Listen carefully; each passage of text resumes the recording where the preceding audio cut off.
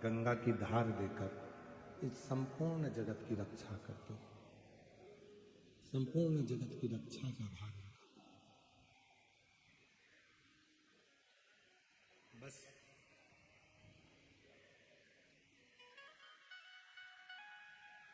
दुनिया के कई लोग ऐसे हैं जिनके मन में आता है कि मैं अकेला मंदिर जाता हूं। किसी किसी को लगता है कि मैं भगवान की कथा को श्रवण करता हूं, मेरे घर के लोग बाकी के मंदिर नहीं जाते, कथा श्रवण करने नहीं जाते।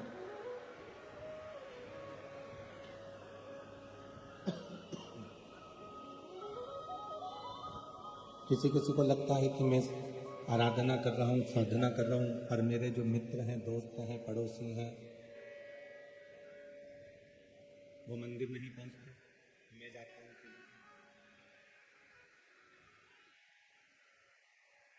एक निवेदन है,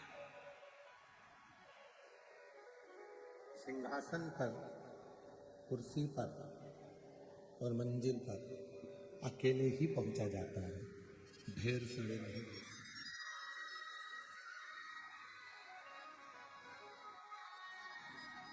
प्रधानमंत्री की जो कुर्सी होगी उस पर एक ही व्यक्ति बैठेगा, राष्ट्रपति की जो कुर्सी होगी उस पर एक ही व्यक्ति बैठेगा, मुख्यमंत्री की जो कुर्सी होगी उस पर एक ही व्यक्ति बैठेगा।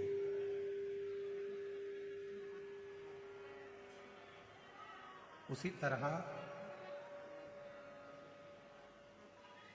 परमात्मा की भक्ति में, परमात्मा की शरणागति में, परमात्मा के स्मरण में, डीले कम करके अवश्य सुनो, परमात्मा की शरणागति में, परमात्मा की भक्ति में, परमात्मा के भजन में, कीर्तन में, मंत्र जाप में, स्मरण। आप सोचो कि सब इसमें जाकर बैठ जाए, मुश्किल।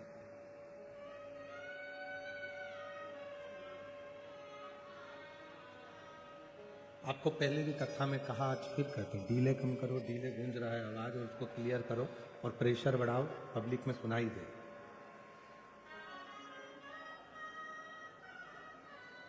पहले भी कथा में कहा कि भगवान शिव की भक्ति, भगवान शंकर का भजन, भगवान शंकर का स्मरण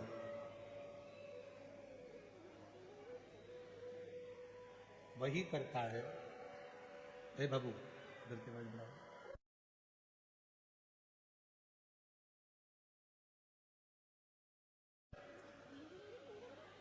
जिस पर भगवान देवादिदेव महादेव की करुणा होने वाली, कृपा होने वाली।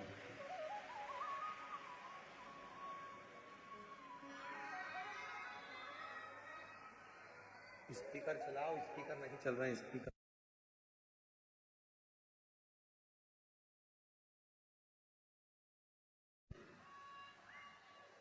भगवान देवादिदेव महादेव, भगवान शंकर, भोगड़दानी, त्रिकालदर्शी, कैलाशी, विनाशी शिव, जिसको पशुओं का भी नाथ कहा जाता है, जिसे संपूर्ण जगत का नाथ कहा जाता है और उसको विश्वनाथ भी कहते हैं। और वो जो संपूर्ण जगत का नाथ है, संपूर्ण जगत को देने वाला है, संपूर्ण जगत का कल्याण करने वाला है, वही विश्वनाथ, वही पशुपतिनाथ।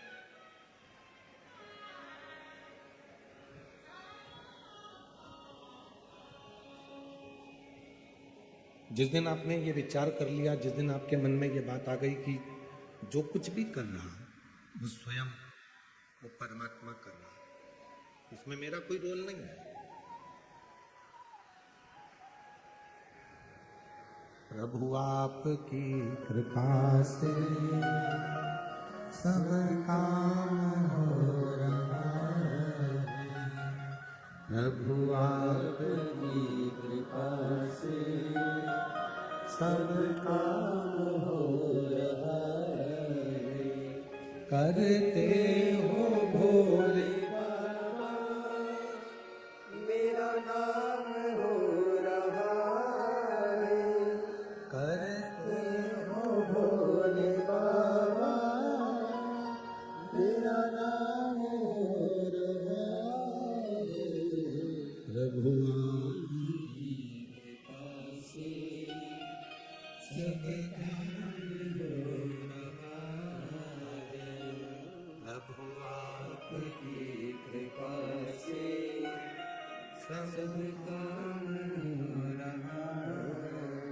जिस दिन संसार का मनुष्य ये विचार कर ले कि ये संपूर्ण जगत का जो भी कार्य है वो सब शिव ही कर रहा है,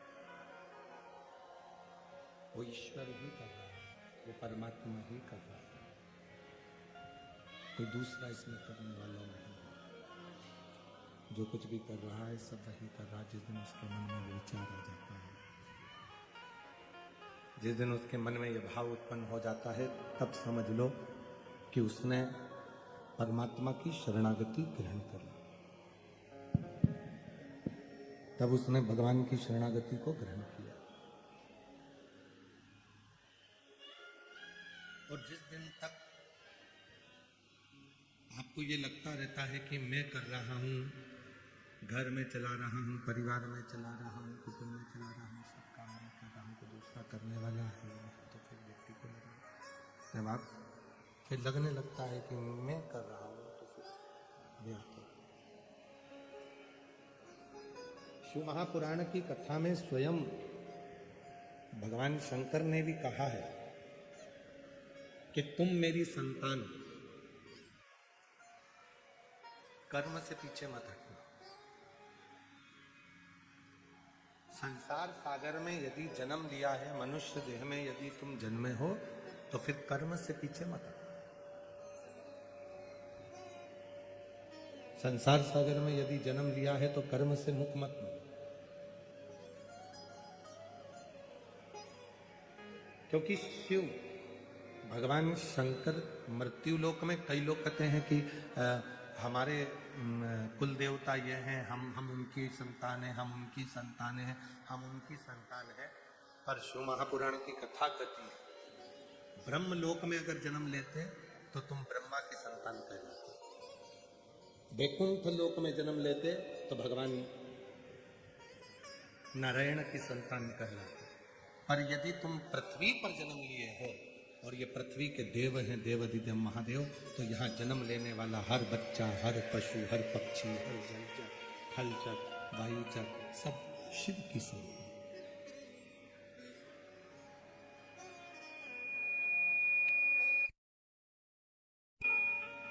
यहाँ जितनों ने भी जन्म लिया है वो सब शंकर के हैं, सब शिव के हैं।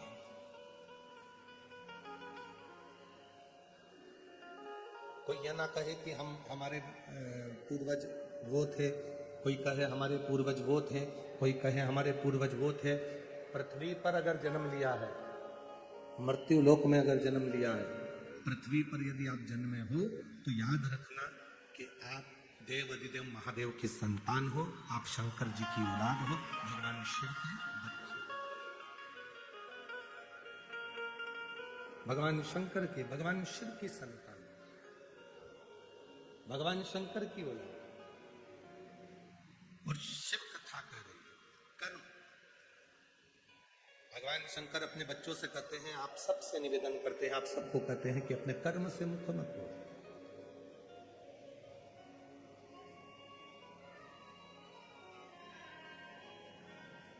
मृत्यु लोक में अगर जन्म लिया है और कर्म से अगर मुख मोड़ोगे तो वो श्रेष्ठता नहीं रहेगी।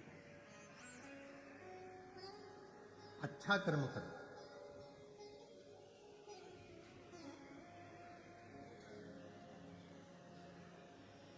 एक बार देवऋषि नारद जी ने भी तुमरुका जी से प्रश्न किया था,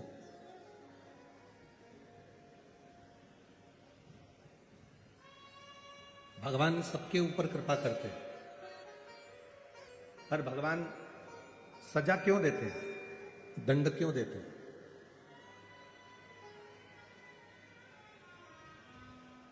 क्यों भगवान सजा देते हैं, क्यों भगवान दंड देते हैं? तब तुमरुका जी ने कहा था, देवऋषि नारद, नहीं, ये कभी नहीं हो सकता कि भगवान किसी को दंड दे, भगवान किसी को सजा दे, ये कभी नहीं हो सकता। तो फिर संसार सागर में आने के बाद ये मनुष्य इतना भुगतता क्यों है, इतना कष्ट क्यों पाता है, इतना दुख क्यों पाता है, इतनी तकलीफ क्यों पाता है, इतना कष्टमय जीवन क्यों निकलता है? तो भगवान तुमरुका जी ने नारद जी से कहा, नारद, मेरा बाबा, मेरा भगवान किसी को सजा नहीं देता, मेरा भगवान किसी को दंड नहीं देता, जो कुछ भी व्यक्ति संसार सागर में आकर सुख पाता है, चाहे दुख पाता है, वो अपने पूर्व के किए हुए कर्म के अनुसार पाता है। यहां सजा नहीं, इसको दंड नहीं कहते, इसको सजा नहीं कहते, यहां अपने अपने कर्म के हिसाब से भोगा जाता है।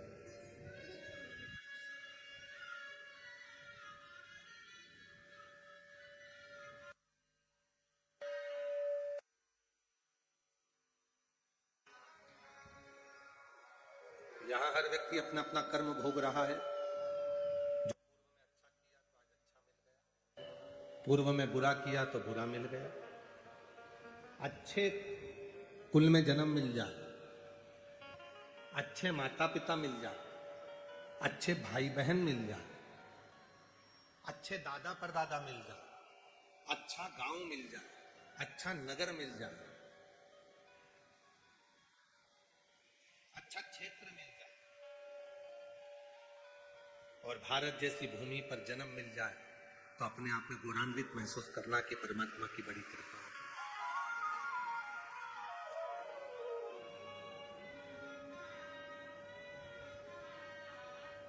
किसी भूमि में वो बल नहीं है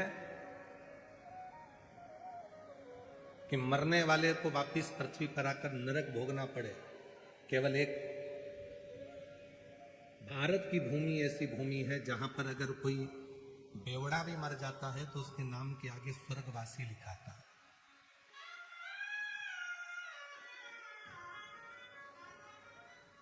एक पापी भी मर जाता है तो उसके नाम के आगे स्वर्गवासी लिखाता है।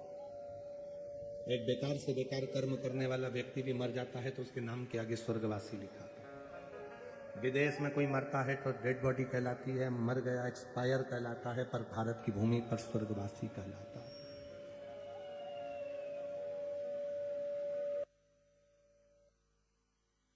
भारत की भूमि वो भूमि है, भारत की धरा वो धरा है जहां पर भगवान राम और कृष्ण भी जन्म लेते हैं, जहां संत तुकाराम और नामदेव मुक्ताबाई जन्म लेती हैं, जहां संत ज्ञानेश्वरी जी जन्म लेते हैं, संत ज्ञानेश्वर जन्म लेते हैं, संत तुकाराम जन्म लेते हैं, संत मुक्ताबाई जहां जन्म ले लेते हैं, स्वामी विवेकानंद जहां जन्म ले लेते हैं, रामकृष्ण परमहंस जहां जन्म ले लेते हैं। ये भारत की वो भूमि है, ये भारत की वो धरा है जिस धरा पर संत साधु सन्यासी तपस्वी साधक उपासक भजन कीर्तन के लिए जन्म लेते हैं। और कितना श्रेष्ठ है। शिरूर में रहने वालों को तो गौरव महसूस होना चाहिए कि आपका शिरूर, जहां स्वयं भगवान राम शंकर जी की स्थापना कर कर पूजन करते हैं, तो वो शिरूर कोई साधारण नहीं है।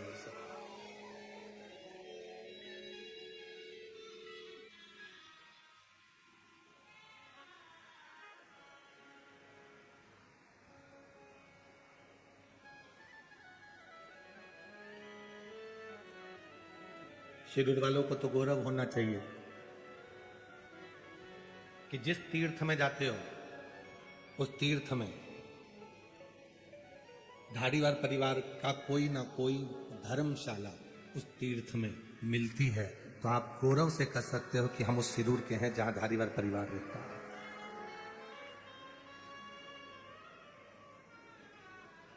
जिन्होंने दान कैसे होता है, दान की परिभाषा क्या होती है, दान की मूलता क्या होती है, उसको दर्शाए।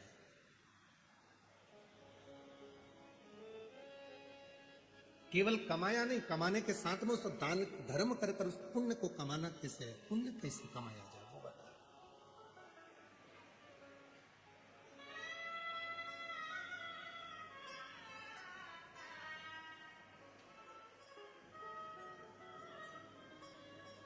और मैं फिर प्रकाश जी, रसिकलाल जी धारीवाल जी को, उनके बेटे आदित्य जी को, प्रकाश जी की धर्म पत्नी दीना बहूसा को, भाभी सा को, उनको बहुत बहुत साधुवाद देता हूँ। ना जाने कितनी कितनी बहनों के, कितने कितने भाइयों के मन में था कि एक बार हमारे गांव में कथा हो, वो कथा का लक्ष्य पूरा कर दिया। कितनों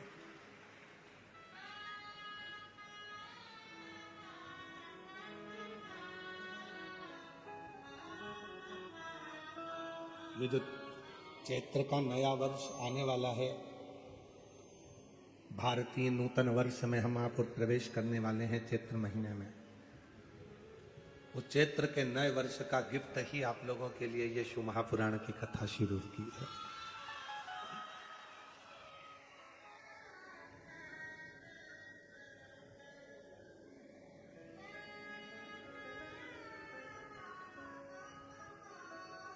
एक अविरल भक्ति। शिव महापुराण की कथा में भगवान शंकर खुद कह रहे हैं, तुम मेरी संतान हो।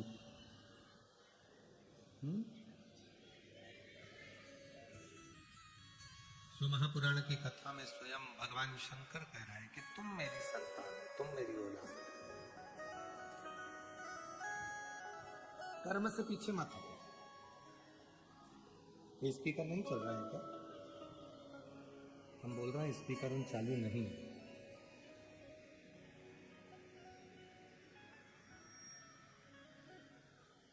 शिव महापुराण की कथा में भगवान शंकर स्वतः कह रहे हैं। शिव महापुराण की कथा में भगवान शंकर स्वयं कह रहे हैं, अपना कर्म करो, खूब करो, पैसा कमाओ, जितनी तुम्हारी शरीर की कैपेसिटी है उससे 4 गुना ज्यादा कमाओ। ये शिव कहते हैं, शंकर कर रहे, भगवान ओगड़दानी स्वयं कर रहे कि पैसा कमाओ, खूब कमाओ। ये देवाधिदेव महादेव करे, कर्म करो, खूब करो, देवाधिदेव महादेव कर रहे। शिव महापुराण की कथा में भगवान शंकर कहते हैं पैसा कमाओ, खूब कमाओ। और शंकर जी एक बात और कहते हैं कि उस पैसे को कमाने के साथ में थोड़ी थोड़ी दुआ भी कमाते चलना, थोड़ा थोड़ा आशीर्वाद भी कमाते चलना।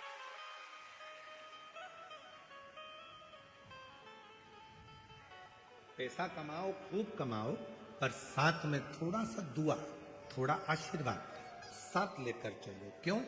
जब व्यक्ति बीमार होता है, तकलीफ में पड़ जाता है, हॉस्पिटल में पहुंच जाता है, वेंटिलेटर पर पड़ा रहता है, तब पैसा बाहर रह जाता है।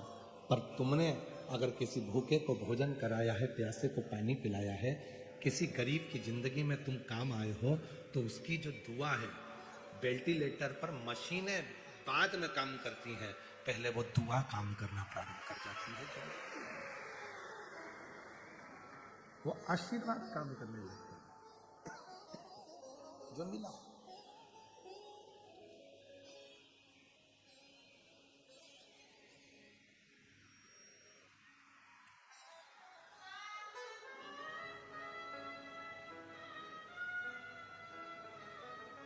श्री प्रकाश भाई साहब कह रहे थे, श्री प्रकाश धारीवाल जी कह रहे थे कि हमारे पिताजी जब बीमार पड़े, स्वास्थ्य खराब हुआ, और जब वो ठीक हुए और ठीक होने के बाद शिव मंदिर में आए, घर आए, तो उन्होंने एक ही बात कही कि मुझे मेरे भोले बाबा ने वापिस भेजा, मेरे शंकर जी ने मुझे वापिस भेजा, और अब भेजा है कि अब तूने कमाया बहुत, अब दोनों हाथों से धर्म कर, सत्कर्म कर, कहीं किसी गरीबड़ी की जिंदगी बनाने का प्रयास कर, भूखे को भोजन और प्यासे को पानी देने का प्रयास कर।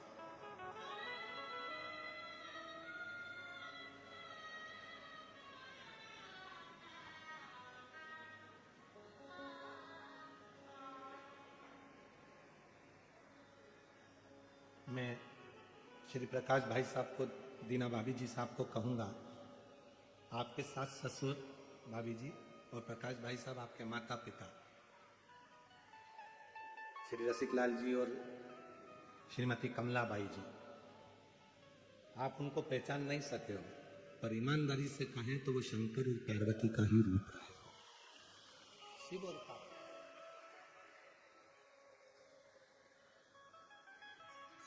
भगवान देवाधिदेव महादेव की ये फुलवारी, ये सुख, क्योंकि संसार सागर में आने के बाद मानव देह को पहचानना बड़ा कठिन है, लोग नहीं पहचान पाते।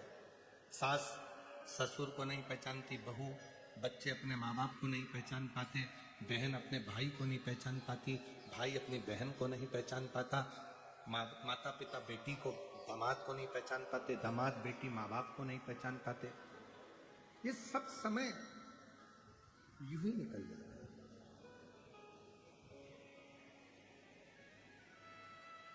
ये जितने मेरे श्रोता भाई बहन बैठे हैं, जितने, हम जानते हैं आज पंडालों में जगह नहीं है, पंडाल भरे पड़े हैं, इसलिए आप लोग सब लोग बहुत सारी मात्रा में बाहर खड़े हो, हम जान रहे हैं।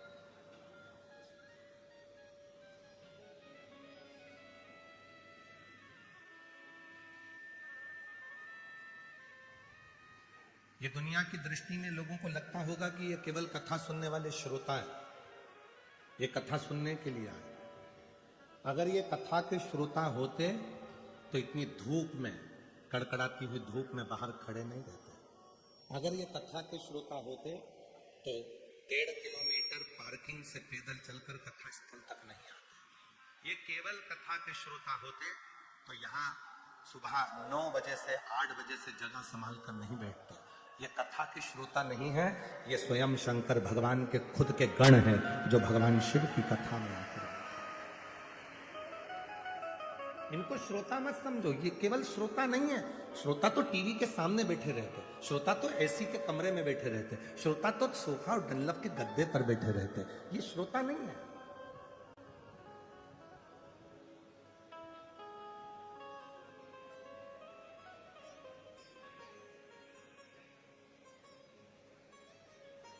इनको श्रोता नहीं कहेंगे, इनको शिव का गण कहेंगे।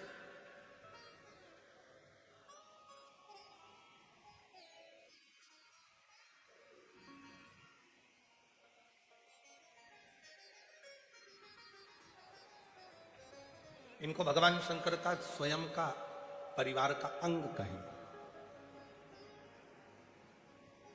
कितना दूर दूर से चले आ रहे हैं, बुजुर्ग माताएं हैं। आप जितने भी मेरे श्रोता भाई बहन शिरूर वाले हैं ना, आपकी दुकान अगर यहाँ कहीं पर हो तो आपके पतियों से पूछना कि बुजुर्ग बुजुर्ग माताएं सिर पे बैग लेके, पानी की बोतल लेकर, एक छाता बाजू में और बच्चों को साथ लेकर धीरे धीरे टुकुर टुकुर धीरे धीरे धीरे धीरे चली आ रही है। गर्मी लगती है, एक जगह बैठ जाती है, फिर सामान रखती है, फिर चल देती है। कुंभ का मेला तो 12 साल में लगता है और शिव महापुराण का कुंभ का मेला तो हर 7 दिन में लगना प्रारंभ हो जाता है। और जिसने इस नजारे को नहीं देखा, जिसने, शिरूर के रहवासियों से निवेदन है, शिरूर में रहने वालों से निवेदन है, कभी रात का समय पति को दुकान से फुर्सत मिल जाए तो उससे कहना मुझे गाड़ी पर लेकर चलो और इस कथा पंडाल का दर्शन कराओ। कभी आना रात्रि के समय पर, मेरी माताएं इतने भजन में डूबी रहती हैं, भक्ति में आनंद करती हैं, स्मरण करती हैं, नाचती हैं, गाती हैं, भूमि को नमन करती हैं। कभी शिरूर वालों को मौका मिल जाए तो रात के समय आकर इस नजारे को देखना तो किसी कुंभ के नजारे से कम नजारा नजर आए।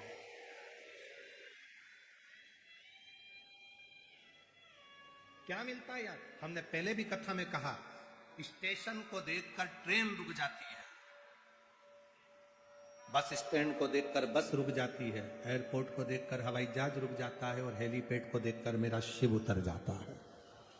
ये शंकर भगवान का हेलीपैड है, शिव महापुराण की कथा, जहां मेरा शंकर 7 दिन तक प्रतिदिन शिव की अविरल भक्ति में, भगवान के भजन में, नाम जाप में, स्मरण में, कीर्तन में, भक्तों को देखने के लिए मेरा शंकर, मेरा ओगरदानी, मेरा त्रिकालदर्शी, कैलाशी, मेरा शिव आता रहता है। जहाँ मेरे भगवान शंकर आते रहते हैं, भगवान शिव आते रहते हैं। शंभु शंभु शंभु शंभु, जहाँ मेरा शिव आता रहता है।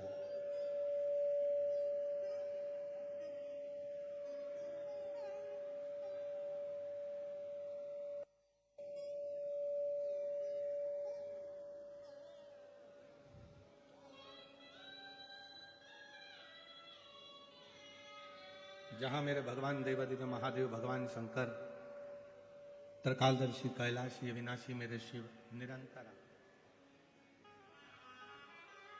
इन शिव भक्त के रूप में, भगवान शंकर के इन भक्तों के रूप में, भगवान शंकर के इन स्वरूप में।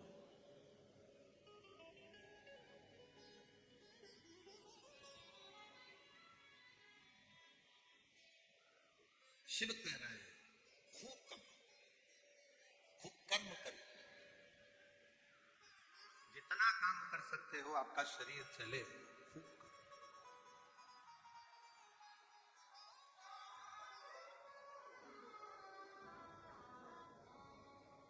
जब तक नौकरी में रहो ना, सर्विस में हो, नौकरी में हो, काम धंधा अच्छा चल रहा है तो 2-4 प्लाट ले लेना।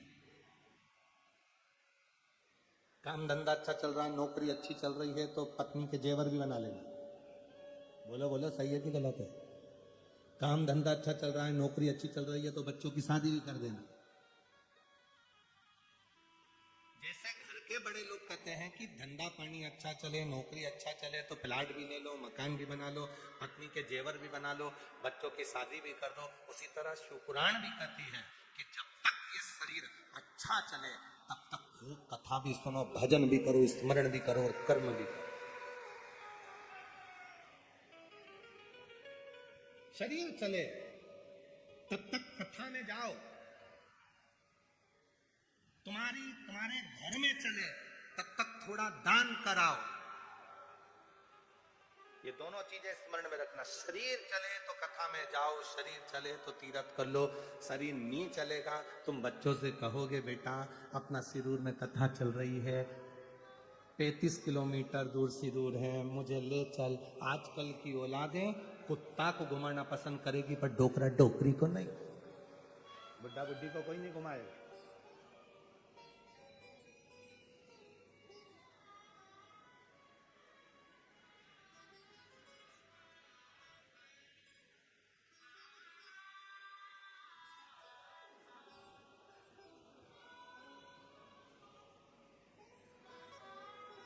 एक जगह कहीं गए थे तो वहां हमने थोड़ा सा विचित्र काम देखा तो हमारे को बड़ा बुरा लगा, बहुत बुरा। बहुत धनिक थे, पैसा था, उनके घर के जो बच्चे थे, छोटे छोटे बच्चे, उनको घर की जो माताएं दाइयां थी, जो सेवादार थे, वो पाल रहे थे। और उनके घर का जो कुत्ता था, बच्चों को दूसरे पाल रहे थे और कुत्ते को वो पाल रहे थे।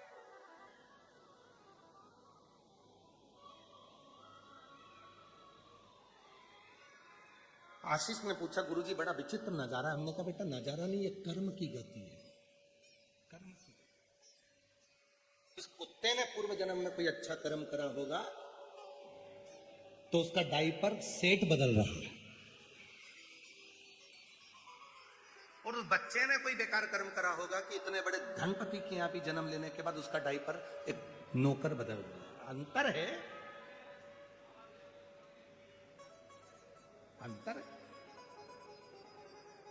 जैसे उस समय का स्मरण तुम्हारी चित्तवृत्ति में, तो यह शिव पुराण कह रही है खूब करो, खूब कमाओ, दपट के कमाओ, तुम्हारे शरीर की कैपेसिटी से ज्यादा खूब कर्म करो, मेहनत करो, क्योंकि शरीर चल रहा है, मेहनत करो।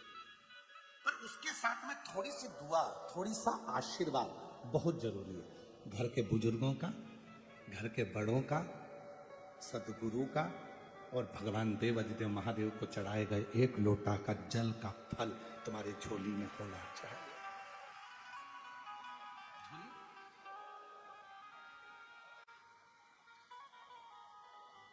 किस्मत है तुम्हारी।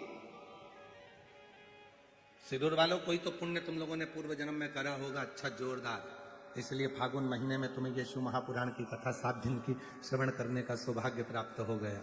कोई पूर्व का कर्म है, कोई पूर्व का किया हुआ अच्छा कर्म है जो आपको और हमको भगवान शंकर की अविरल भक्ति को प्राप्त करने का मौका मिला। और याद रखना, केवल पूजन करने से मेरे शंकर भगवान प्रसन्न नहीं होते।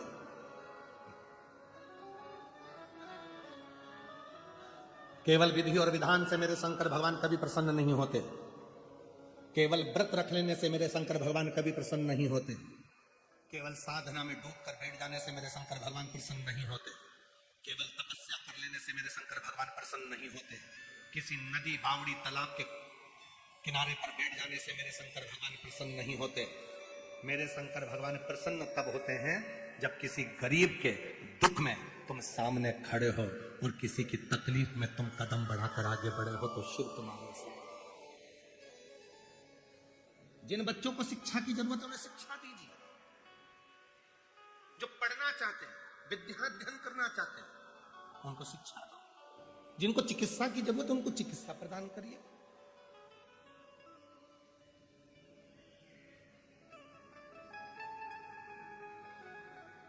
कभी सीहोर आए, हम कहेंगे यहाँ विजय भाऊ जी तो अभी सीहोर आए थे, उनके मित्र के साथ विशाल संचेती जी भी सीहोर आए थे। तो कभी आप लोग भी कभी सीहोर आए तो कार्यालय पर जाकर कहना कि वो बच्चे जो पढ़ते हैं उनका रजिस्टर बताना भैया। कम से कम 1000 से ऊपर ऐसे बच्चे हैं जो पढ़ने की ललक रखते हैं और उनके पास में पैसा नहीं है। वो जिस स्कूल में, जिस कॉलेज में पढ़ते हैं, आप जो दान देते हो उससे विठले सेवा समिति उन बच्चों को अपने अपने कॉलेज और स्कूल में पढ़ाती है। बहुत बड़ी बीमारियों से लोग ग्रसित हो जाते हैं तो उनके लिए कौन से हॉस्पिटल में इलाज करवा रहे हो, जाओ करवाओ, समिति आपका खर्चा उठाती है।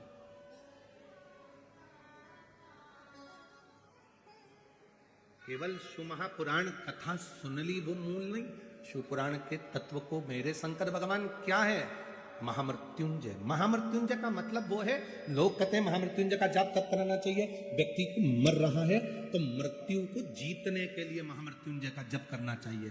शिव पुराण ये नहीं कहती कि मौत को जीतने के लिए शिव महापुराण का जप करना चाहिए, बल्कि शिव पुराण कहती है महामृत्युंजय का जाप मरने वाले व्यक्ति के जीवन में, जब वो एक्सीडेंट हो गया, बीमार हो गया, तकलीफ में हो गया, कष्ट में हो गया, तो महामृत्युंजय का जाप क्यों कराया जाता है, जिससे उसे मौत से भय ना लगे, वो मौत से सामना कर ले और उसे सामने शिव नजर आने लगे, तो महामृत्युंजय जप का अनुष्ठान का फल है।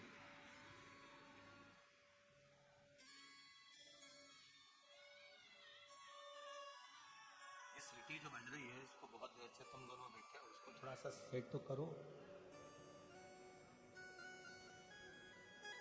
महामृत्युंजय का अनुष्ठान, महामृत्युंजय केवल मौत से नहीं बचाता, महामृत्युंजय का अनुष्ठान हमें काल के भय से मुक्त कराता है।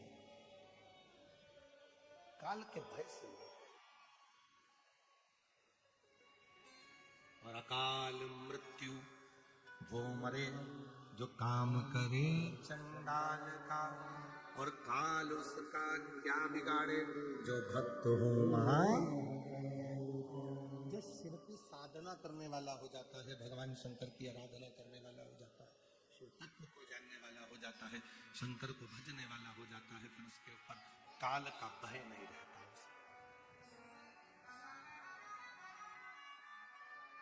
फिर से काल का भय नहीं है।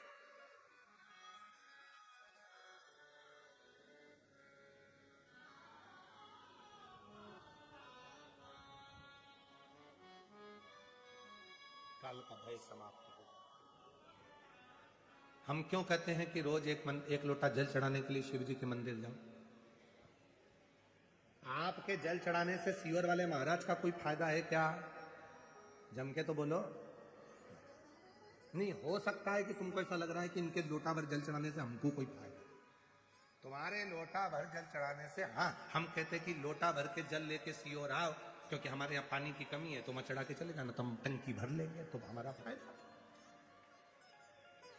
हम तुमसे कहते कि लोटा भर के पानी लाओ और सीओर में दो, तो हमको लगता कि हमारा जो गर्मी के 3-4 महीने हैं पानी की जो दिक्कत आती है, हम टंका भर लेंगे तो वो काम आ जाएगा। पर हमने ये नहीं कहा कि तुम सीओर जल लेकर आओ, सीओर तुम कुछ लेकर आओ, हम नहीं कहे। हम तो और यहाँ तक कहते हैं कि सीओर आओ तो अपनी चेन, अंगूठी, मोबाइल, पर्स सब घर पे रख के आओ, बाबा के आश्रित होकर आओ, क्योंकि वो खुद कोहिनूर हीरा कुबरेश्वर महादेव बैठा है, तुम्हारे हीरे की उसको जरूरत नहीं, वो स्वयं विराज,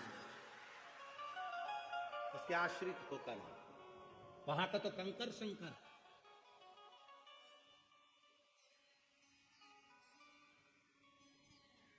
तुम्हारे एक लोटा जल चढ़ाने से सीहोर वाले महाराज का कोई फायदा नहीं है। फायदा किसका है? तुम्हारा।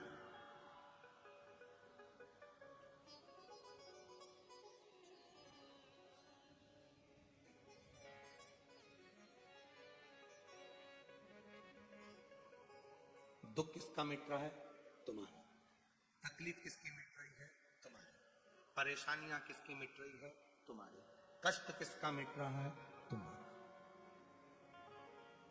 और अभी भी जितने इस पंडालों में बैठकर शिव महापुराण की कथा को सुन रहे हैं और जितने आस्था चैनल पर टीवी पर बैठकर कथा सुन रहे हैं और सोशल मीडिया पर जितने शिव भक्त कथा सुन रहे हैं, आप टीवी चालू कर रिमोट अपने हाथ में लेकर आराम से अगर शिव महापुराण की कथा को श्रवण कर रहे हो तो यह भी निश्चित है कि इसमें लाभ तुम्हारा होगा।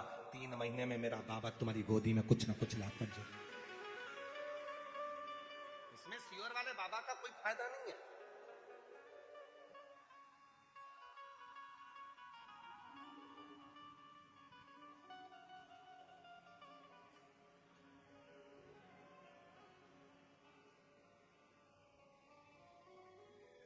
संपूर्ण तुम्हारे लिए सुख है, संपूर्ण। रोज जाओ शंकर जी के मंदिर में, रोज प्रतिदिन 1 लोटा जल चढ़ाना। कल एक माता जी ने एक पत्र लिखकर भेजा था, वो पत्र अगर हम ढूंढेंगे, पत्र एक तो बहुत सारे हैं तो उसमें ढूंढना तो बहुत कठिन है। तो उसमें एक प्रश्न लिखा था, मान लो हम रजोधर्म से हो जाते हैं, रजस्वला हो जाते हैं, तो भगवान का नाम लेना चाहिए कि नहीं लेना चाहिए? कथा सत्संग श्रवण करना चाहिए कि नहीं करना चाहिए? भगवान को जपें कि नहीं जपें? भगवान का भजन करें कि ना करें? तो मेरा उन माता जी से निवेदन है, शिव महापुराण की कथा तो यहां तक कहती है कि हर पल, हर घड़ी, हर क्षण उस ईश्वर को याद करो। हर पल, हर घड़ी, हर क्षण उस शिव को याद करो।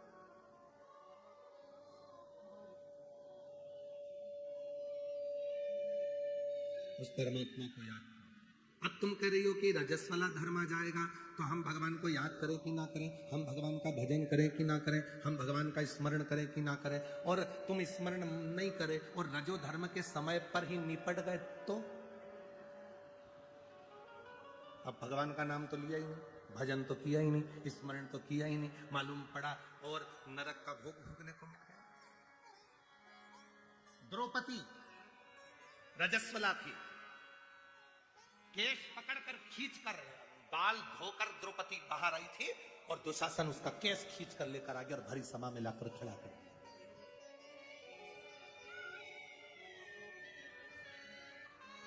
भरी सभा में द्रौपदी को लाकर खड़ा करा और भरी सभा में द्रौपदी खड़ी थी। द्रौपदी सोचती रही, मैं रजस्वला हूं, कैसे भगवान को बुलाऊं? ये दुशासन मेरा चीर खींच रहा है, दुर्योधन मेरा चीर खींच रहा है, ये कौरव मेरा चीर खींच रहा है, मैं नग्न होती चली जा रही हूं, मेरा शरीर पूरा नग्न होता जा रहा है, मैं भगवान को बुलाऊं कि नहीं बुलाऊं? मैं रजस्वला, मेरा रजो धर्म, मैं परमात्मा को बुलाऊं कि ना बुलाऊं? सोच। आखिरी में उसने सोच लिया कि भले मैं रजो धर्म में हूं पर उस परमात्मा को तो याद कर सकती हूं, और याद करूंगी तो वो परमात्मा मेरे ऊपर कृपा तो करेगा। और उस द्रौपदी ने रजस्वला धर्म में भी उस भगवान कृष्ण को याद किया और भगवान ने उसके रजस्वला धर्म पर ही उसका चीर बढ़ाना प्रारंभ किया। याद करो, परमात्मा का भजन करो, स्मरण करो, कीर्तन करो, मंत्र जाप करो, नाम जाप करो, नाम स्मरण करो, बार बार भगवान का भजन करो। तुम कैसे भी हो, कैसी भी अवस्था में हो, उस परमात्मा को याद करने में देरी नहीं होना चाहिए। उस परमात्मा को भजने में देरी नहीं होना चाहिए। वो एक याद करो, एक कोई फिल्म का गीत था, उसकी चोटी ऐसी थी, ऐसी चोटी थी उसकी, भला है बुरा है जैसा भी है मेरा पति। वो ऐसी चोटी उसकी थी, तो उसमें बोल रही कि भला है बुरा है जैसा भी है मेरा पति मेरा देवता है। उसी तरह मेरे शिव भी कहते हैं, अच्छा है बुरा है कैसा भी है मेरा भक्त, मेरा गण, मेरा अपना है, मेरा अपना। वो नहीं देखता कि तुम क्या, वो चोर चोरी करने के लिए गया, शंकर जी के मंदिर पे जलाधारी थी, उसने सोचा चुराऊंगा कैसे, ऊपर की जलाधारी को निकालना है, टेबल नहीं है, कुर्सी नहीं है, स्टूल नहीं है, निशेनी नहीं है, शंकर जी के शिवलिंग पर चढ़ गया, जलाधारी उतार रहा था, नीचे से शंकर भगवान प्रसन्न होकर प्रकट हो गए, मान तुझे क्या चाहिए। उसने कहा तुम कौन? शंकर भगवान। आज तक नहीं आया, तो क्या आज तक चढ़ा भी तो नहीं था, अभी तक धतूरा चढ़ाया था, बेलपत्र चढ़ाई थी, पानी चढ़ाया था, चावल चढ़ाया था, आज तो पूरा ही चढ़ गया, इससे बढ़कर सुख क्या? मांग ले।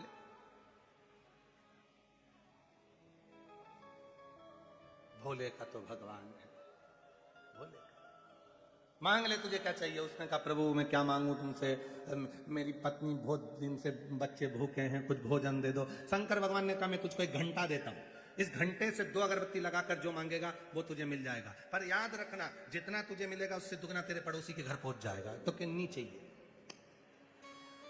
चाहिए ही नहीं, इतनी मेहनत हमने करी और भंडारा तुम पड़ोसी का भर रहे हो, हमें नहीं चाहिए। भगवान बोले नहीं, लेके तो जाना पड़ेगा। घंटा दे दिया भगवान ने, घंटा लेके अपनी पत्नी से कहा इसको तिजोरी में बंद कर दे, निकालना मत।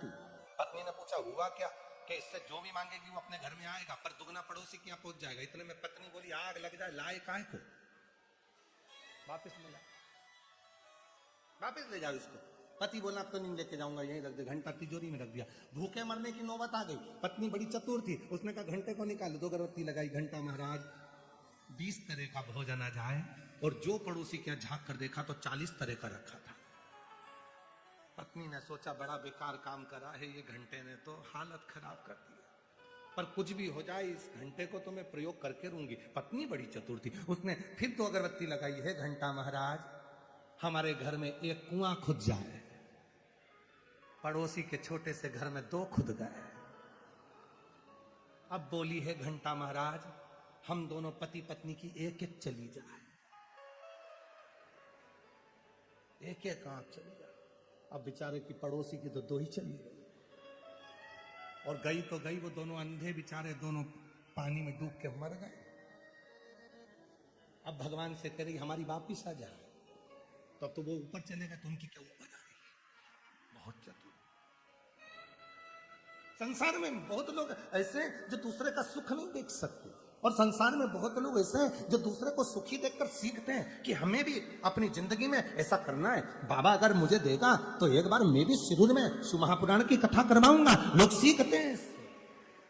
ऐसा धन दे, ऐसा वैभव दे, ऐसी सत्ता दे, ऐसा मुझे बनाना बाबा कि मैं भी एक बार सत्कर्म करूं, मैं भी एक बार कथा करूं, मैं भी एक बार यज्ञ कराऊं, भूखे को भोजन और प्यासे को पानी पिलाऊं।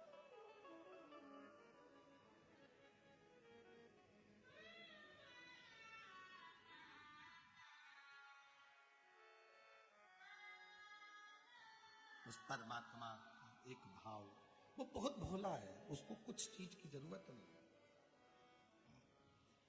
कहा क्या रजो धर्म में स्त्री भगवान का नाम ले सकती? क्यों नहीं ले सकती?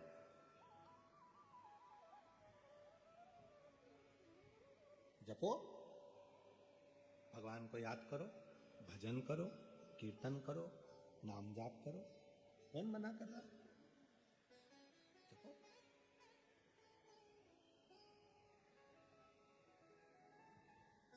ना जाने कौन सी घड़ी, कौन सा पल, कौन सा समय आखिरी हो और मुख से भगवान का नाम ही ना निकले, तो ऐसा क्या मतलब शरीर?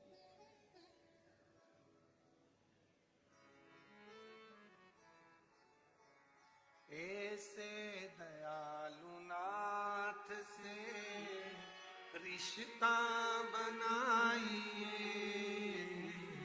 ऐसे दयालु नाथ से रिश्ता बनाइए, मिलता रहेगा आपको जो कुछ भी चाहिए, मिलता रहेगा आपको जो कुछ भी चाहिए, ऐसा करिश्मा होगा जो हुआ कभी नहीं,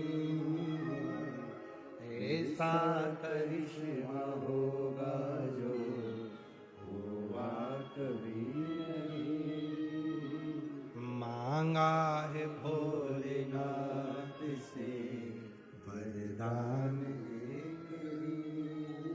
सब बोलो। मांगा है भोलेनाथ से वरदान एक ही, तेरी कृपा बनी रहे जब तक है जिंदगी,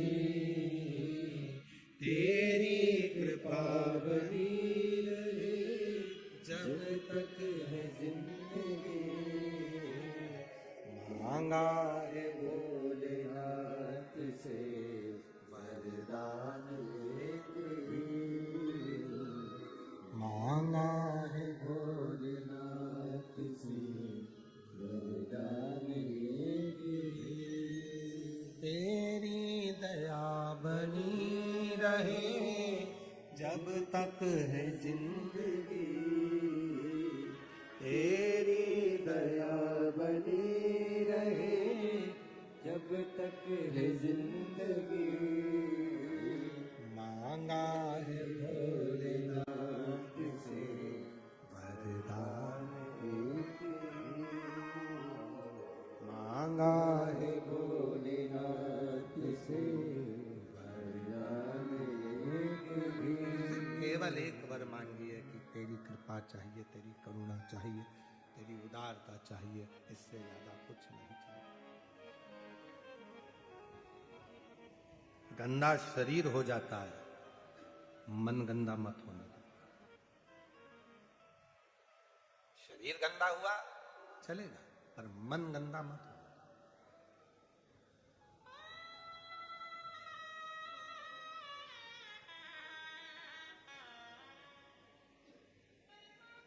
मन गंदा नहीं होना चाहिए।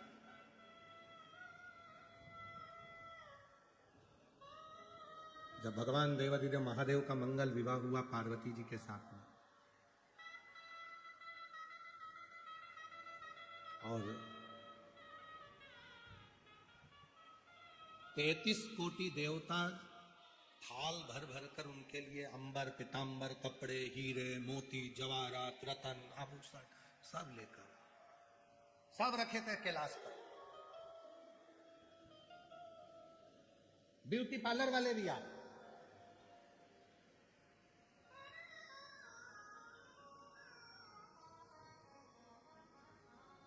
जहां हम ठहरे हैं रामलिंगम मंदिर से आगे उधर जाके फिर ऐसे लेफ्ट में कच्चे में, फिर वहां से जिनके यहाँ ककड़ परिवार में जहां भी हम लोग ठहरे हुए हैं, तो वहां जहां वहां ठहरे वहां से यहाँ तक आते हैं तो नो ब्यूटी पार्लर पड़ते हैं।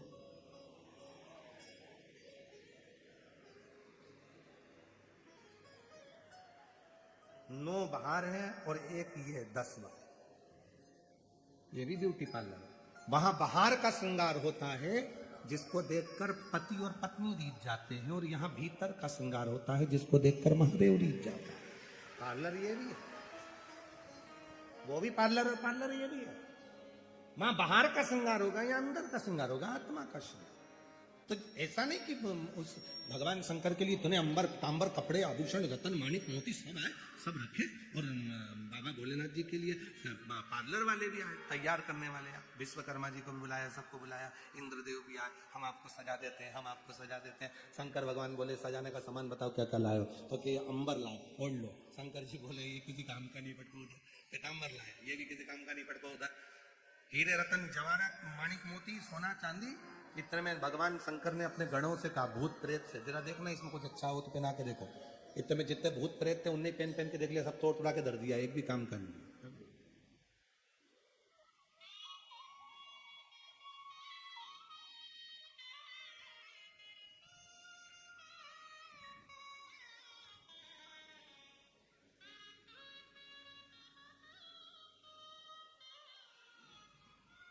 शिव जी ने कहा ये कपड़े मेरे काम के नहीं है। भगवान शंकर ने तुरंत उसी समय पर अपनी डमरू की नाद करी, नाद कर कर जैसे डमरू बजाया तो बड़े विशाल विशाल सांप, बड़े विशाल विशाल सांप सब आ गए। शंकर जी ने पूछा आ गए हो, एक मेरी जटा में लपट जाओ, एक गले में जाओ, और नीचे मैं तो दिगंबर हूं, मेरे पास में कपड़े वपड़े तो कुछ है नहीं, तो एक काम करो, एक कमर में कसा के एक नीचे से ऐसी लंगोट बन जा। ठीक, पूरी लंगोट बन गए साहब।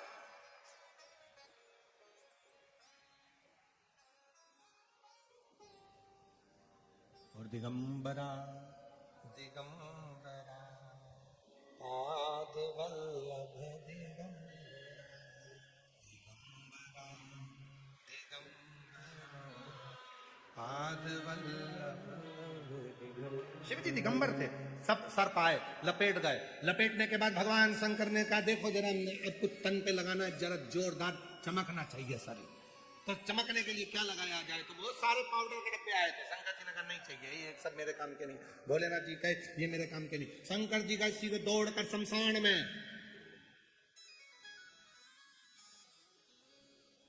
मुर्दा जलकर राख उस भस्म को चढ़ाया अपने ऊपर, चमक गए। चलो नंदी पर बैठ गए। नंदी पर बैठे उल्टे, नंदी का मुंह था इधर, शंकर जी का मुंह था उधर। इंद्र ने पूछ लिया आप उल्टे क्यों बैठे हो? शंकर भगवान बोले हमारा कोई बाप नहीं, हमारा कोई भाई नहीं। बारात कैसे देखेंगे? आगे से नंदी देखेगा, पीछे से हम देखेंगे, इसलिए ओंधे बैठे उल्टे। चलो भाई, इधर से आ रहे थे भगवान विष्णु गरुड़ पर चढ़कर।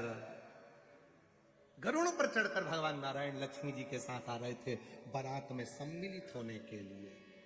सामने नंदी पर बैठे थे भगवान भोलेनाथ, और नारायण ने शिव जी को देखा, शिव जी ने नारायण को देखा, पर सांप ने गरुड़ को देखा और गरुड़ ने सांप को देखा।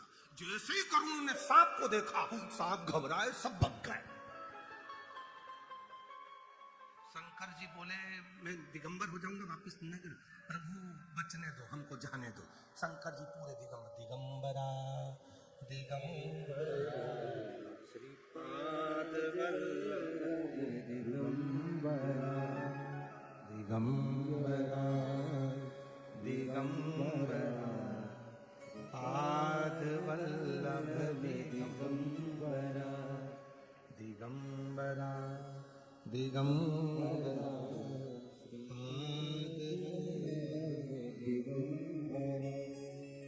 पाद वल्लभ दिगंबरा स्वामी समर्था दिगंबरा पाद वल्लभ दिगंबरा स्वामी समर्था दिगंबरा दिगंबरा दिगंबरा पाद वल्लभ दिगंबरा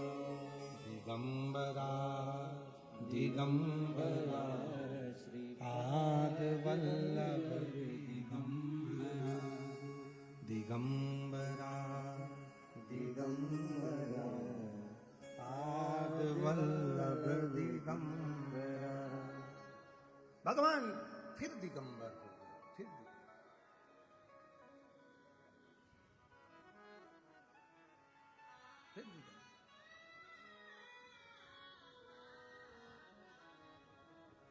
श्री दत्ता दिगंबरा पाद वल्लभ दिगंबरा श्री दत्ता दिगंबरा पाद वल्लभ दिगंबरा श्री दत्ता दिगंबरा पाद वल्लभ दिगंबरा श्री दत्ता दिगंबरा पाद वल्लभ दिगंबरा। हाँ, अपने स्थान पर बैठकर बाबा देवादिदेव महादेव से प्रार्थना करो, विनय करो, निवेदन करो। जहाँ जगह मिले वहाँ बैठकर बाबा की पवित्र कथा का रस तत्व ग्रहण करिए।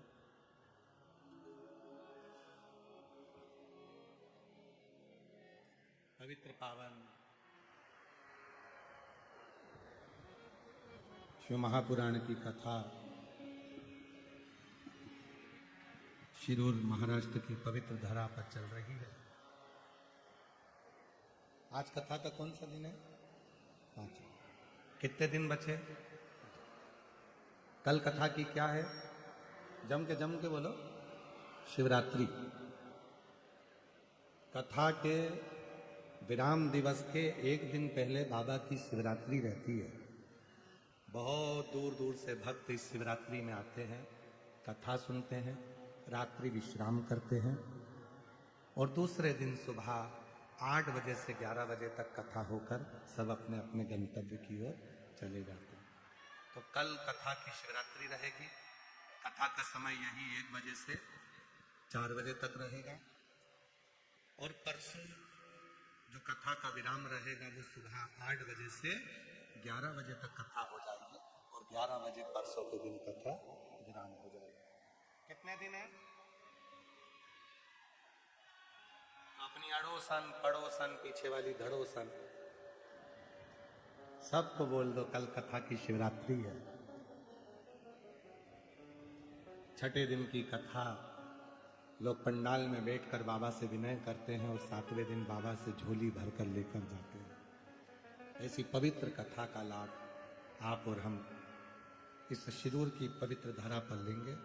ये कथा 2 मार्च तक यहाँ चलेगी।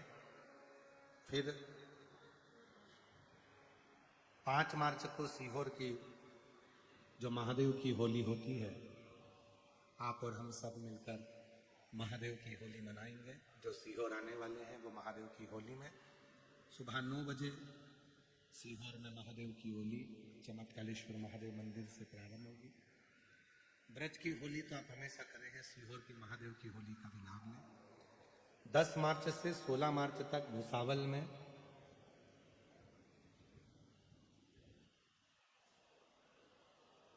शिव महापुराण की कथा है 2 बजे से 5 बजे तक। भुसावल में जो कथा है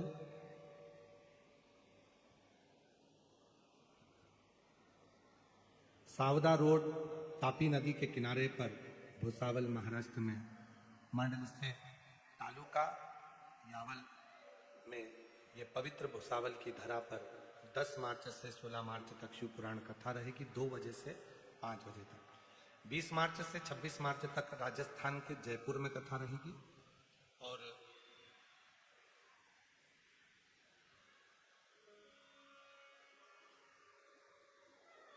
30 मार्च से 5 अप्रैल तक आरणी यवतमाल में शिव महापुराण की कथा रहेगी। 8 से 14 अप्रैल को भीलवाड़ा राजस्थान में कथा रहेगी और 17 से 23 अप्रैल को दिल्ली में शिव महापुराण की कथा रहेगी।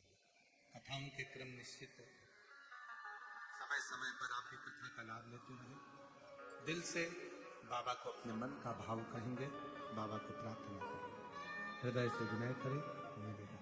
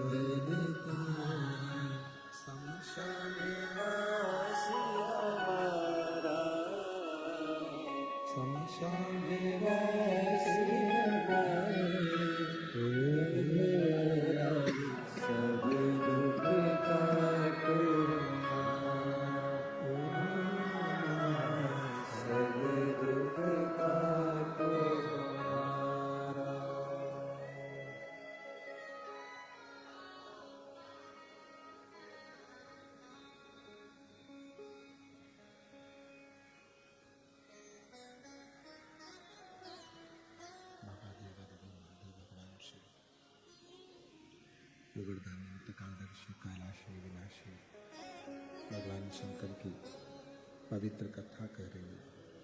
शिव महापुराण की कथा वर्णन कर रही है, शिव तत्व कह रहा है। भगवान शंकर की पवित्र कथा कह रही है। शिव दिगंबर हो गए, भगवान शंकर दिगंबर वेशधारी हो गए कि वस्त्र नहीं,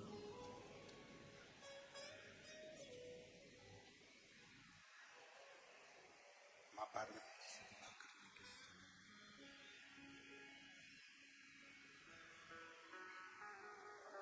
भस्म रमी हुई है, जटाजूट बंधा हुआ है, मस्तक पर चंदा है, जटा में गंगा है। नंदी पर सवार होकर बाबा देव अधिदेव महादेव भगवान शिव ओगरदानी प्रकालदर्शी कैलाशी विनाशी भगवान शंकर चले हैं। शिव शक्ति को लेने के लिए जा रहे हैं।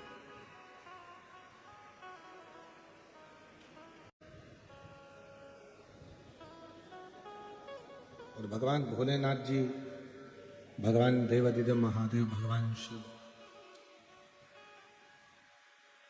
ब्रह्मांड के रचना करता भी हैं, ब्रह्मांड के पालन करता भी हैं और ब्रह्मांड के संहार करता भी। सब कुछ शिव। और जिसने जिंदगी में शिव को अपना सर्वस्व मान लिया, उसके लिए शिव सब कुछ हो गया।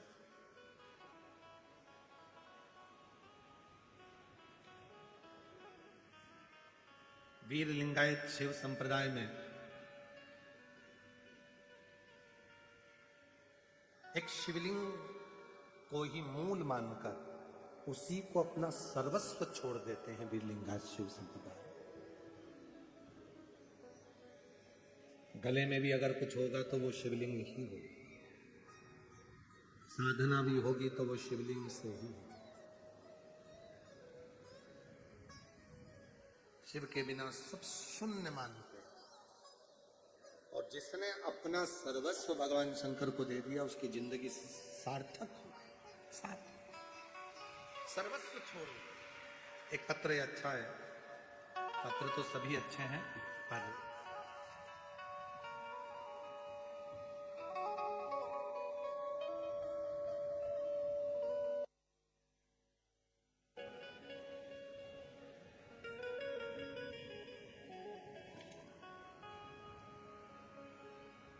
मैं कामनी रासकर नगर मेरी बेटी को जन्म से ही दृष्टि दोष था और उसकी कंडीशन बुद्धि की, विवेक की कमजोर थी। कहीं बैठी हो तो हाथ हिला सकती है। कामनी रासकर नगर से है। गुरुदेव, ना मेरी बेटी चल पाती थी, ना बैठ पाती थी, ना बोल पाती थी। कहीं बैठी है? अभी ना चल पाती थी, ना बैठ पाती थी, ना बोल पाती थी।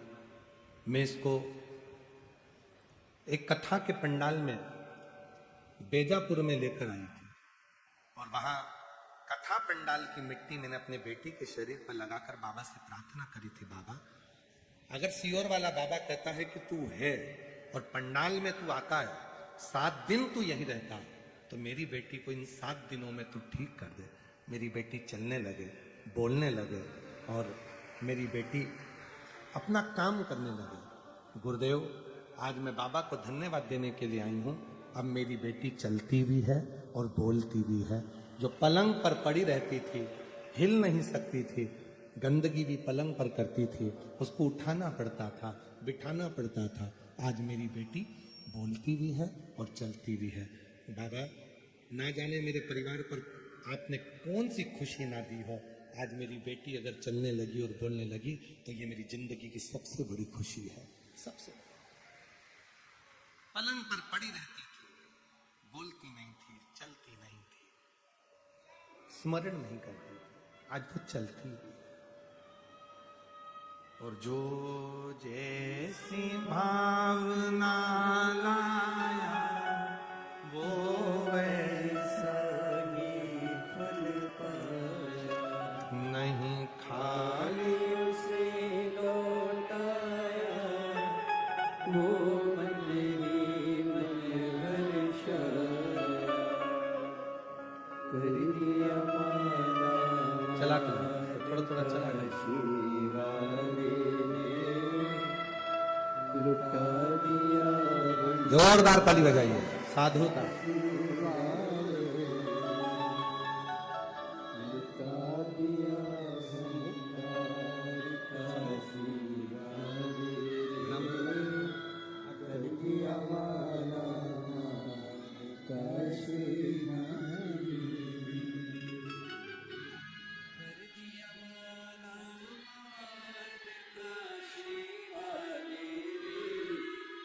कर दिया माला मान का शिवाले, लुटा दिया अंगार का शिवाले ने।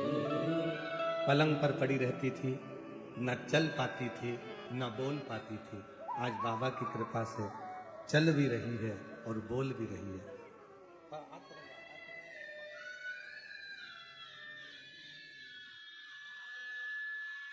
जोरदार ताली बजाएं। शिव तत्व एक पत्र और है। मैं सर्वप्रथम प्रकाश जी साहेब धारीवाल परिवार को धन्यवाद करती हूँ। उन्होंने हम जैसी बहनों को कथा का लाभ दिया। मेरा नाम शीतल संतोष कल्पे, मेरे पति का नाम संतोष कल्पे, जिला नांदेड़ में 12 टाली गांव में रहने वाले हैं। शादी को 8 साल हो चुके थे, कोई संतान नहीं हुई थी। गर्भाशय में बच्चा रुकता नहीं था, लेकिन उसका ग्रोथ भी नहीं होता था। बाबा की कृपा से 14 जनवरी को हम दोनों पति पत्नी रोज 1 लोटा जल चढ़ाकर बाबा से विनती करते 2024, और बाबा की कृपा से गर्भ ठहरा और बाबा ने ऐसी करुणा करी कि हमारे घर में 8 साल के बाद संतान का सुख प्राप्त हुआ। मैं बाबा को यहाँ कहीं बैठे हो तो आ सकते हैं, जहां बैठे हो आ सकते हैं।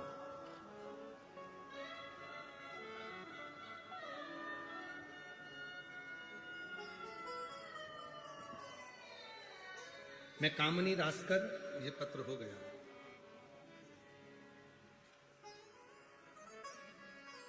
राजू, क्या लिखा है? राजू संपाले, पत्र पढ़कर बताओ जरा क्या लिखा है। राजू संपाले, राजू संपाले पुणे से, राजू संपाले पुणे से बाबा के चरणों को नमन करता हूँ। 1 लोटा जल सारी समस्या का हल का महत्व मैंने जाना। बाबा, हम पहले सब्जी बेचते थे, हमारी कंडीशन बहुत खराब थी। मेरी बड़ी दीदी ने हमें बताया, सीहोर वाले महाराज की कथा सुनो। मैं सीहोर में रुद्राक्ष महोत्सव में आया था, वहीं पर कंकर शंकर की पूजा की। सीहोर से तीसरे दिन बाबा की महिमा का साक्षात्कार हुआ और हमारे बाबा की कृपा से सब्जी का काम बंद होकर आईटी कंपनी में नौकरी लगी और बाबा की कृपा से आज मेरा बेटा वकील बन गया। मैं बाबा को यहाँ प्रणाम करने के लिए आया हूँ। गुरुदेव, मेरा नाम उर्मिला अनिल चाटे, मेरे पति का नाम अनिल चाटे। मैं बारजे पुणे से आई हूँ। जिन जिन के पत्र पढ़े जा रहे हैं वो आ सकते हैं बेलपत्र लेने के लिए। मेरा मोबाइल नंबर ये है। मेरे पति आर्मी से रिटायर है और उन्होंने 26 साल देश की सेवा की है। उन्हें पुलिस में ज्वाइनिंग के लिए बहुत इंतजार था पर हो नहीं पा रहा था। मेरे पति ने अथक मेहनत करी और बाबा की वो शिवरात्रि का फंक्शन और बेलपत्र का प्रयोग करा। आज बाबा की कृपा से मेरे पति का 20 जनवरी 2026 को मुंबई पुलिस में सिलेक्शन हो गया। मैं बाबा को यहाँ प्रणाम करने के लिए आई हूं। चंद्रकला पांडुरंग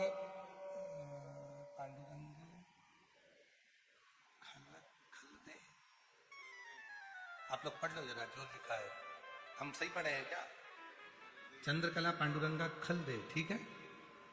दोन जिला पुणे की रहने वाली हूं। एक लोटे जल का महत्व बताना चाहती हूँ। गुरुजी, हम 2022 से टीवी पर शिव कथा सुनते हैं। भोले बाबा की कृपा से पल्ली बैजनाथ और पंढरपुर में भी हुई आपकी शिवपुराण की कथा को श्रवण किया। मेरा बेटा 3 साल से सरकारी नौकरी के लिए प्रयास कर रहा था, पर वहां सिलेक्ट नहीं हो पा रहा था। गुरुदेव, 3 साल में 3 बार मेडिकल से परमिशन ना मिल पाई और बाबा की कृपा से पशुपति व्रत किया और बाबा की कृपा से आज मेरा बेटा सरकारी नौकरी में सिलेक्ट हो गया।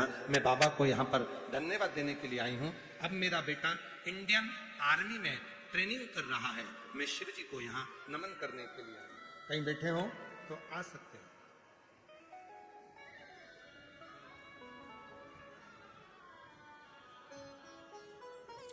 जो जैसी भावना लाया वो वैसा ही फल पाया, और नहीं खाली उसे लौटाया वो मन ही मन बरसाया, और कर दिया माला माल काशी वाले ने, लुटा दिया भंडार काशी वाले ने।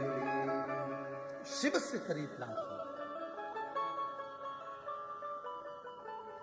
वो दिगंबर धारी, जटा जूट बांधने वाला, भस्म रमाने वाला, त्रिपुंड धारण करने वाला, सिर पर गंगा धारण करने वाला, मेरा शिव, मेरा ओघरदानी, मेरा शंभु, मेरा त्रिकालदर्शी, मेरा कैलाशी अविनाशी।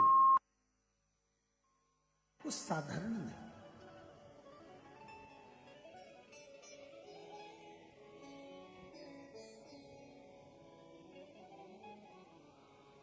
पहुंच गए हिमालय राज के नगर।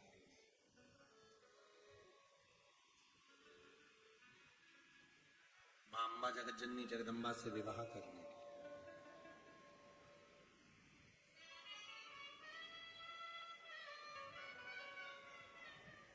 एक स्त्री का कितना आदर होना चाहिए, ये शिव महापुराण की कथा को पढ़कर देखिए।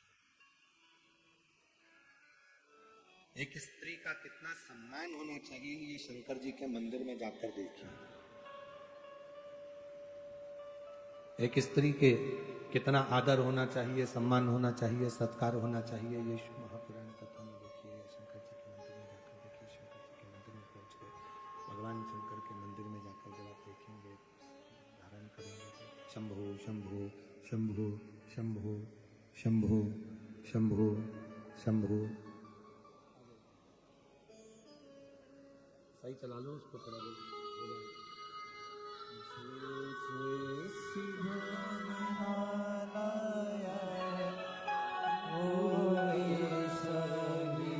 8 वर्ष के बाद हुआ। एक बार जोरदार ताली बजाकर।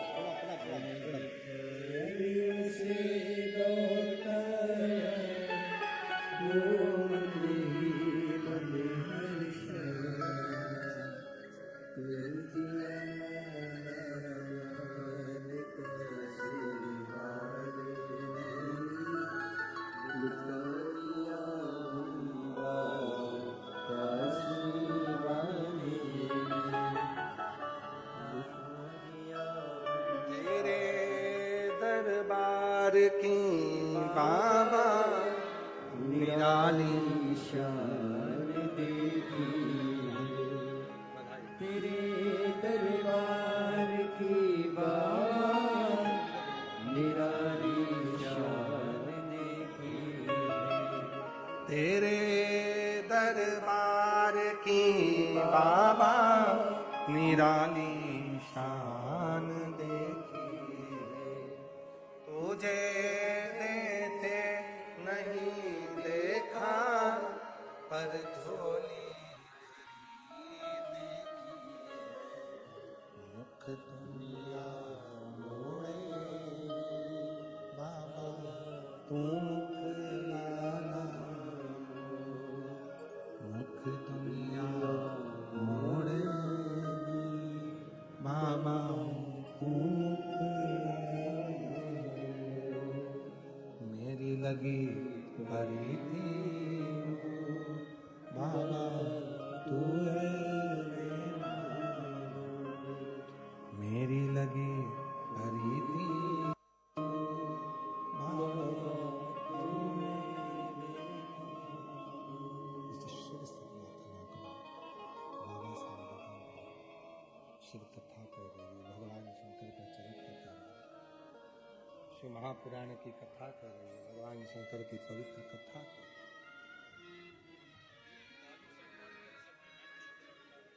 दुख भूलिया बाबा मेरे आंसू को छोड़ना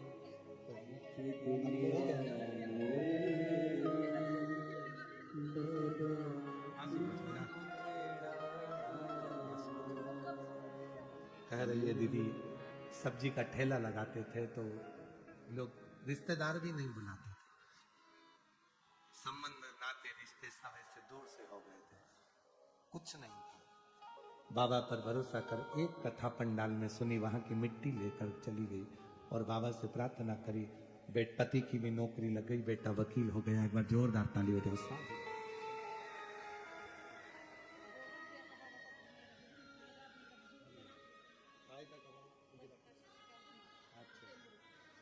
ठीक है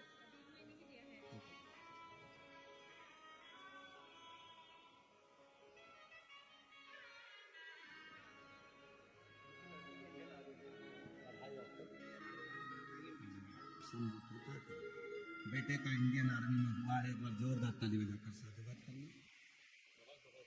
बधाइयाँ शिव कृपा राष्ट्र सेवा में ऐसे ही लगे रहे यही शिव से कभी प्रार्थना कभी चूक की नहीं है भोला से जो हृदय से वो कहते हैं बाबा उसको स्वीकार करता है शिव उसको स्वीकार करता है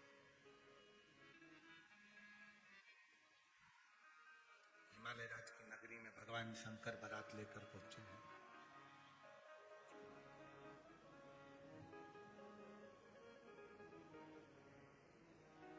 शक्ति को लेने के लिए स्वयं शिव पहुंचे स्वयं शंकर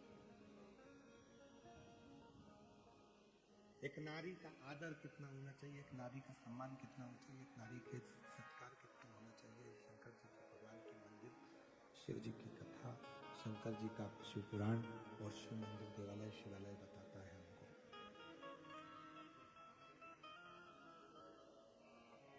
कितनी साधना कितनी आराधना शिव की जय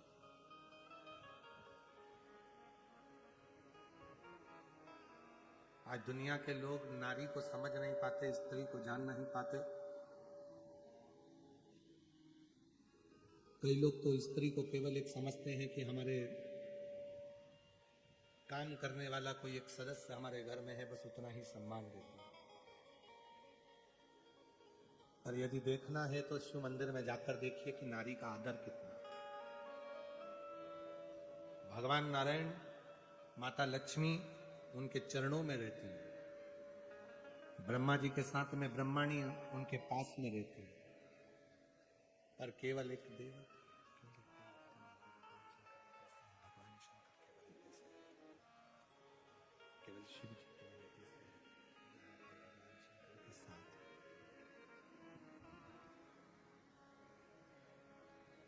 शंकर जी जमीन पर रहते हैं शिव जी भूमि पर जमीन पर उनका शिवलिंग होता है और मां अंबा जगदम्बा पार्वती जी एक ऊंचे स्थान पर विराजमान होते हैं ऊंचे स्थान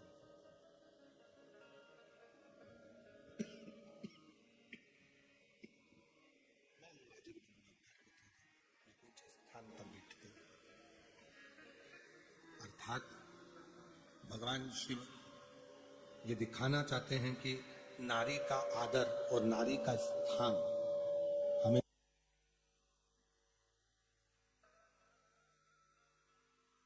30 कोटि देवता में केवल एक भगवान शंकर, केवल शंकर भगवान के से देवल के महादेव केवल से शंभु शंभु शंभु शंभु शंभु शंभु शंभु।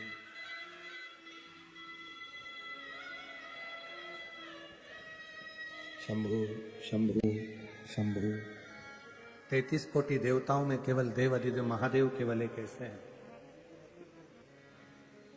33 कोटि देवता में केवल भगवान शंकर एक ऐसे हैं जो अपनी अर्धांगिनी को भी ऊंचा स्थान देकर रखते हैं, सीख देते हैं संपूर्ण जगत को, जनमानस को सीख प्रदान करते हैं कि देखिए एक नारी का सम्मान, एक नारी का आदर कैसा होना चाहिए,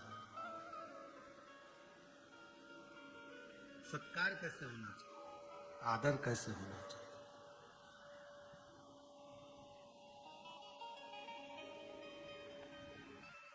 शिव महापुराण बहुत सुंदर बात एक कहती है शिव जी के मंगल विवाह,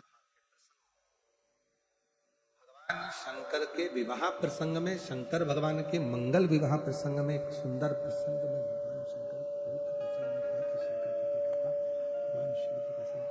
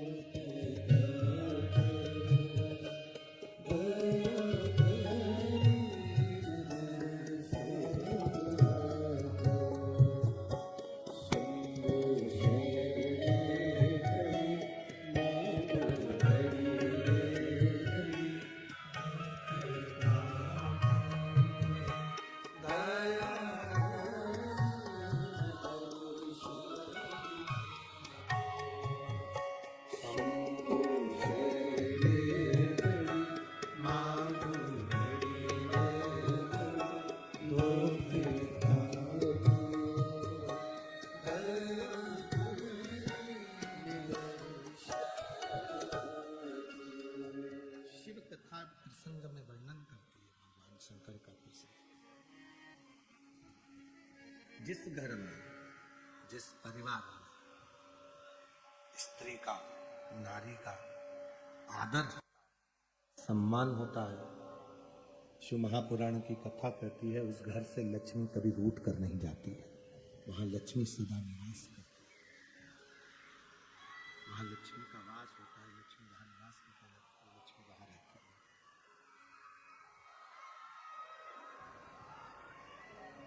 वहां लक्ष्मी का निवास है, वहां लक्ष्मी निवास करती है, वहां से लक्ष्मी कभी रूठ कर नहीं जाती है,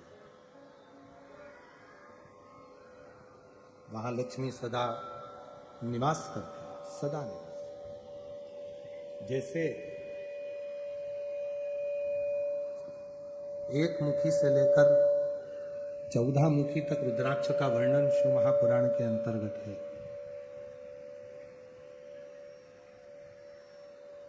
एक मुखी से लेकर 14 मुखी तक रुद्राक्ष का महत्व शिव महापुराण में कहा गया और एक मुखी से लेकर 21 मुखी तक रुद्राक्ष का वर्णन स्कंद पुराण में किया गया।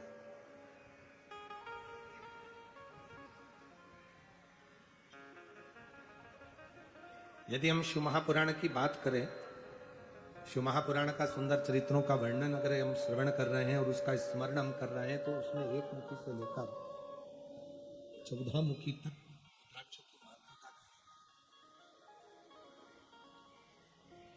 और उसमें भी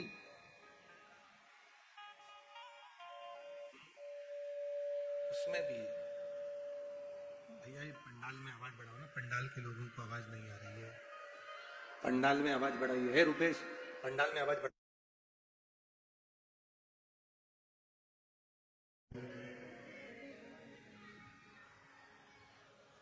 एक मुखी से लेकर 14 मुखी तक रुद्राक्ष की महत्वता कही गई है शिव महापुराण के अंतर्गत, और एक मुखी से लेकर 21 मुखी तक स्कंद पुराण में रुद्राक्ष की महत्वता कही है और दोनों का महत्व वर्णन किया गया। उसमें 5 मुखी रुद्राक्ष, 7 मुखी रुद्राक्ष एक ऐसे रुद्राक्ष है जिन रुद्राक्ष को मात्र 5 मुखी और 7 मुखी रुद्राक्ष को मात्र आप जब अपने तन पर धारण कर लेते हो तो कोई बड़ा रोग भी अगर शरीर में लगने वाला होता है तो वो दूर हटना प्रारंभ हो जाता है उस शरीर को कष्ट से।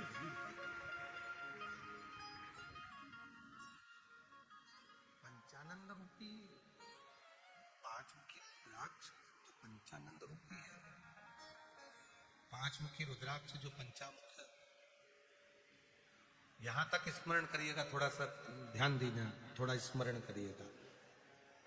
यदि आवाज नहीं आ रही है, पंडाल की आवाज खोलो, नीचे पंडाल में आवाज बढ़ाइए। वर्णन एक बड़ा सुंदर भाव कहा गया। यदि मान लो शरीर में कोई गांठ पड़ गई, डॉक्टर ने कह दिया ये गांठ गल नहीं रही है, दवाइयां ले रहे हो, औषधियां ले रहे हो, और हमने पहले भी कथा में कहा कि डॉक्टर शंकर का एक रूप होता है, डॉक्टर शिव का एक रूप होता है। शिव महापुराण की कथा डॉक्टर को शिव मानती है, डॉक्टर को शंकर का एक स्वरूप मानती है। और मान लो शरीर में कोई गांठ आ गई है, कोई गठान शरीर के अंदर आ गई और वो गल नहीं रही, या रजोधर्म से जुड़ी हुई कोई प्रॉब्लम खड़ी हो जाती है। कई माताओं को रजस वाला धर्म के समय पर बहुत तकलीफें होती हैं, या रजस वाला धर्म में जुड़ी हुई कोई प्रॉब्लम हो जाती है, तो उसका लिए भी महाराज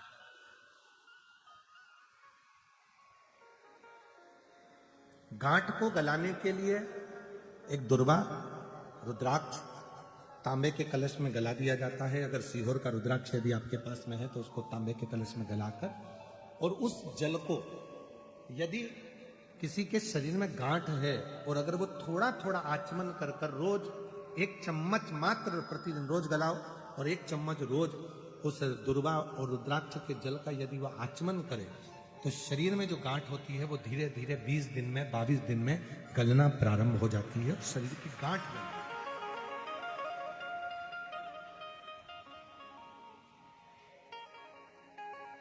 उस रुद्राक्ष में इतनी मूलता हो, इतनी मूलता, जैसे 5 मुखी रुद्राक्ष है, 7 मुखी रुद्राक्ष है, ये प्रत्येक जो रुद्राक्ष है,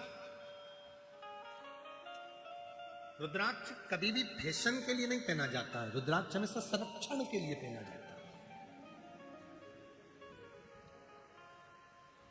जो लोग विचार करें कि हमने रुद्राक्ष केवल फैशन में पहनना, फैशन के लिए रुद्राक्ष नहीं है,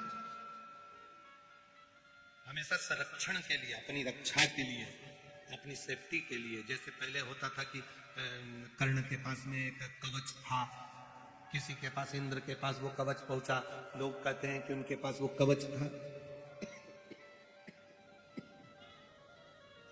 शिव महापुराण की कथा कहती है आप इतना तप नहीं कर सकते कि आपके पास कोई कवच आए, आप इतनी साधना नहीं कर सकते कि आपके पास कोई कवच आए। तो भगवान शंकर ने पार्वती जी से कहा कि मेरे नेत्र अश्रु से जो ये रुद्राक्ष का पौधा उत्पन्न हुआ है और इसका जो फल है, अगर किसी मनुष्य के शरीर पर रुद्राक्ष अगर उसके गले में पड़ा हुआ है तो समझ लेना कि शिव उसका कवच बनकर उसके सामने